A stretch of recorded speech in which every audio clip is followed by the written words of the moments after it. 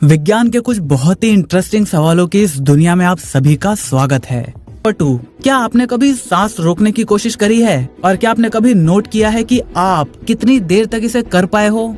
अगर आपने ऐसा नहीं किया तो मेरी पर्सनल एडवाइस यही है कि आप इसे कभी भी ट्राई मत करना, क्योंकि ऑक्सीजन की कमी सबसे पहले आपके दिमाग पे होती है और अगर आपके ब्रेन को 30 से 180 सेकंड तक ऑक्सीजन ना मिले तो आपकी कॉन्शियसनेस धीरे धीरे कम होने लगेगी। लगभग 1 मिनट बाद ऑक्सीजन ना मिलने की वजह से आपके ब्रेन सेल्स डिस्ट्रॉय होना शुरू हो जाएंगे और 3 मिनट बाद आपके दिमाग के डैमेज होने की प्रोबेबिलिटी सबसे ज्यादा हो जाएगी और 5 मिनट बाद आपकी मौत हो सकती है।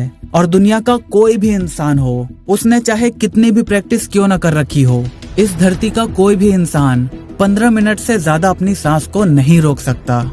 फैक्ट नंबर 3, आपकी बॉडी की एनर्जी का 20% अकेले आपका दिमाग इस्तेमाल कर लेता है। इसीलिए आपने कभी नोटिस किया होगा कि अगर आपकी बॉडी में एनर्जी की कमी होती है तो इसका असर आपको सबसे पहले अपने दिमाग में देखने को मिलता है।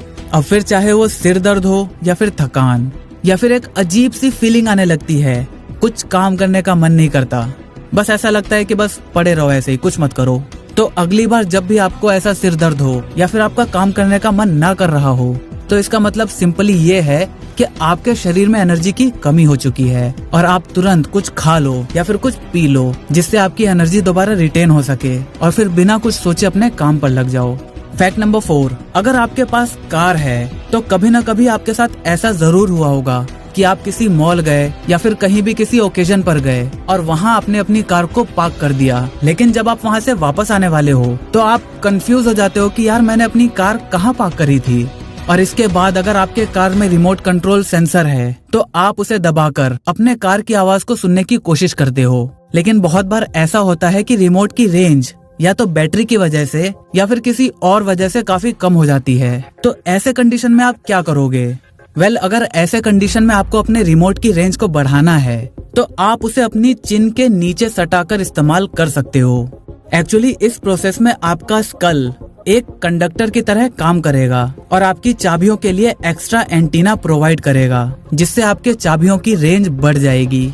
कभी ट्राई करके देखना। फैक्ट नंबर 5, बारिश।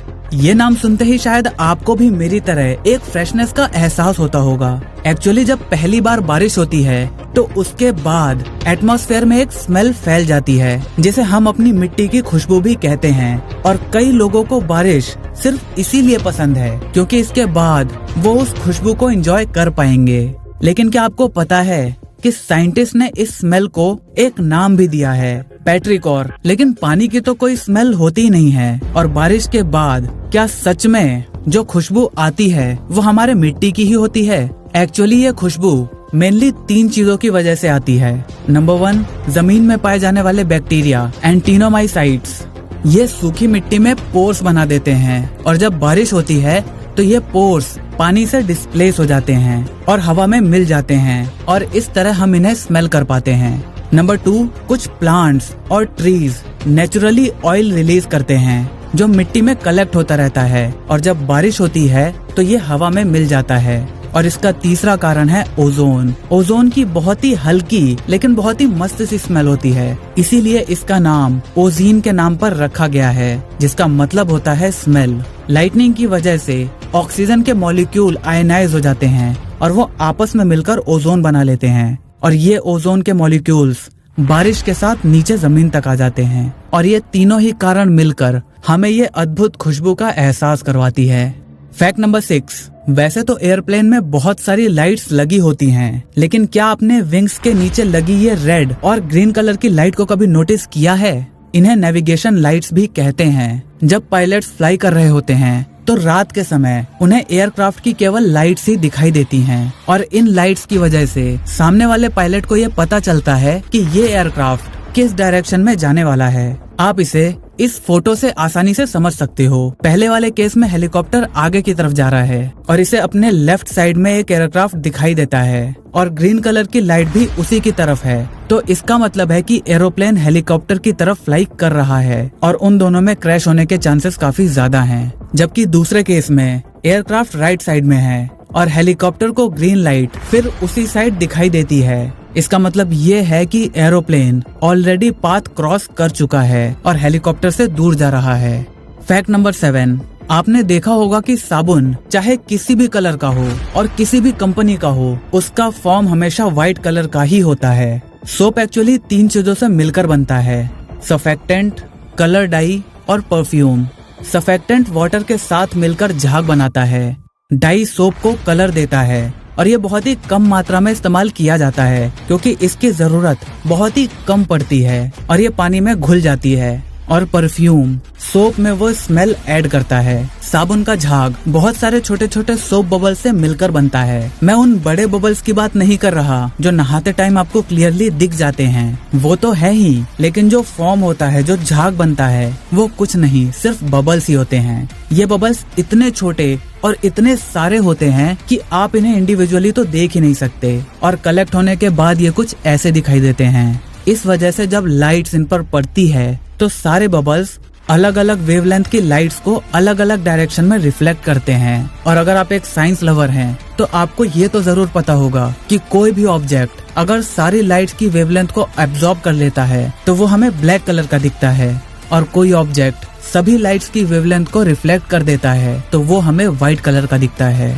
फैक्ट नंबर 8, आपने शराबियों को कभी न कभी तो जरूर देखा होगा और आपको शायद ये बात पता भी हो कि शराब पीने के बाद अक्सर लोग उस दौरान हुए सारी चीजों को भूल जाते हैं। जब उनको होश आता है तो उनको कुछ भी याद नहीं रहता या बहुत ही थोड़ी थोड़ी सी मेमोरी रह जाती है कि पिछली रात या जब उन्होंने शराब पी थी तो उस टाइम पर क्या हुआ था। एक्चुअली में वो कुछ भूलते नहीं हैं। नशे की हालत में उनका ब्रेन नई मेमोरीज क्रिएट करना बंद कर देता है। जब आपके दिमाग को कोई भी इन्फॉर्मेशन मिलती है तो वो उसे पहले अपनी शॉर्ट टर्म मेमोरी में स्टोर करता है और फिर अगर उसे ऐसा लगता है कि ये इन्फॉर्मेशन काम की है तो वो उसे लॉन्ग टर्म मेमोरी में स्टोर कर देता है। लेकिन जब कोई शराब पीकर नशे में होता है तो उनका दिमाग चीजों को शॉर्ट टर्म मेमोरी से लॉन्ग टर्म मेमोरी में स्टोर करना बंद कर देता है और इसीलिए होश में आने के बाद वो उस दौरान हुई कोई भी बात याद नहीं रख पाते। फैक्ट नंबर 10, आपने मूवीज और टीवी सीरियल्स में कहीं न कहीं ऐसे सीन्स तो जरूर देखे होंगे जहां एक इंसान को एक ड्रग देकर उसे इन्वेस्टिगेट किया जाता है, यानी उससे पूछताछ की जाती है और उस सीरम की वजह से वो इंसान सिर्फ सच बोलता है। क्या रियल लाइफ में भी कोई ऐसा ड्रग मौजूद है जिसे लेने पर आप केवल सच बोलो? इसका जवाब है हाँ भी और नहीं भी। ऐसे कई सीरम्स हैं जिन्हें पीने के बाद आपके लिए झूठ बोलना बहुत ही मुश्किल हो जाता है और सच आसानी से आपके मुंह से निकल पाता है। ये सीरम्स आपके दिमाग के सोचने की कैपेसिटी को कम कर देता है, क्योंकि ये बात तो आप भी मानोगे कि झूठ बोलना सच बोलने से थोड़ा ही सही लेकिन मुश्किल होता है। BBC की एक रिपोर्ट के मुताबिक एक इंसान ने अपने ही ऊपर ऐसा टेस्ट किया। जब पहले उसे हल्का हल्का डोज दिया गया तो वो अपने प्रोफेशन के बारे में झूठ बोल रहा था। उसने बोला कि वो एक कार्डियक स्पेशलिस्ट है, लेकिन जब डोज को धीरे धीरे बढ़ाया गया तो बाद में उसने ये बताया कि वो एक टेलीविजन प्रोड्यूसर है। लेकिन अभी भी आज तक कोई भी ऐसा ड्रग प्रूव नहीं हुआ है जिसे एक ऑफिशियल ट्रूथ टेलिंग ड्रग कहा जा सके। इसीलिए वेस्टर्न कंट्रीज ने इन्हें आज तक लीगल इन्वेस्टिगेट टूल मानने से इनकार कर दिया है। लेकिन भारत में रॉ और दूसरी कुछ सीक्रेट एजेंसीज शायद इन सीरम्स का इस्तेमाल करती हैं। मुझे उम्मीद है आज आपने बहुत सारी नई बातें जरूर सीखी होंगी और ऐसे ही नए फ्रेश डिटेल लेकिन मजेदार वीडियोस को देखने के लिए चैनल को सब्सक्राइब करके उस घंटे वाले बटन को दबाना मत भूलना। वीडियो पसंद आई तो इसे लाइक करके अपने सभी दोस्तों के साथ शेयर करना बिल्कुल भी मत भूलना, क्योंकि हम ऐसे ही ज्ञान बांटते रहते हैं। जय हिंद, वंदे मातरम।